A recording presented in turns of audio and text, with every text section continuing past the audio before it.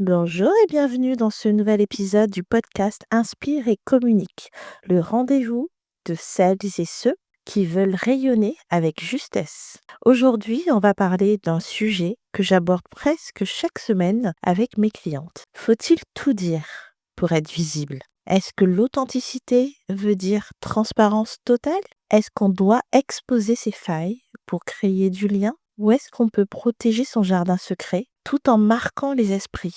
Je vous rassure, il n'y a pas de bonne réponse. Dans la première partie, j'ai envie d'aborder la question de la visibilité. Être visible, ce n'est pas être partout, c'est être repérable, mémorable, impactant pour toutes les bonnes personnes. On associe souvent visibilité et quantité. Quantité de posts, quantité de likes, quantité d'expositions. Mais en réalité, la visibilité de qualité repose sur la clarté du message, la constance. Ce n'est pas la lumière du projecteur qui fait la différence, c'est la justesse de ton propos. Dans une seconde partie, j'aimerais t'inviter à réfléchir à l'authenticité, ce qu'on appelle vraiment l'authenticité. Parce qu'en fait, finalement, l'authenticité, ce n'est pas tout raconter, c'est incarner ce que l'on dit et ce que l'on vend. Il y a une différence entre être vulnérable par choix stratégique et se mettre à nu en espérant gagner en visibilité. Tu n'as pas besoin de t'exposer pour exister. Tu peux toucher en étant aligné sans te dévoiler complètement.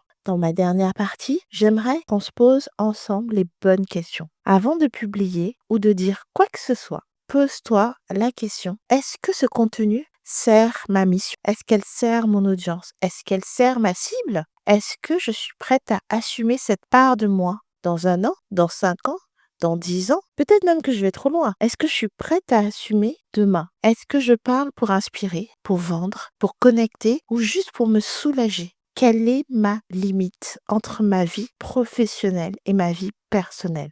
Et il y a une vraie puissance dans les silences maîtrisés, dans le choix de ce que l'on choisit de ne pas dire. Je vais vous parler de mon expérience personnelle. Je me suis déjà retrouvée à dire beaucoup plus que je ne voulais, à montrer mes coulisses, mes doutes, mes réussites. Mais j'ai compris que ce qui connecte vraiment, ce n'est pas le détail de ma vie, mais la manière dont je le traduis pour les autres. Aujourd'hui, je partage ce qui fait sens avec mon audience sans me trahir et je suis convaincue que c'est ce qui me rend plus forte dans ma posture de communicante. Alors, faut-il tout dire pour être authentique? Non. Il faut dire ce qui est utile, sincère et aligné. Le reste, c'est du bruit. Si tu veux travailler sur ta visibilité, ton message, ton positionnement, sans te travestir, contacte-moi. Je propose un accompagnement sur mesure pour t'aider à rayonner à ta façon. Partage et prends soin de toi. C'était Ila Yao de Yao Communication et je te dis à très vite sur un autre épisode.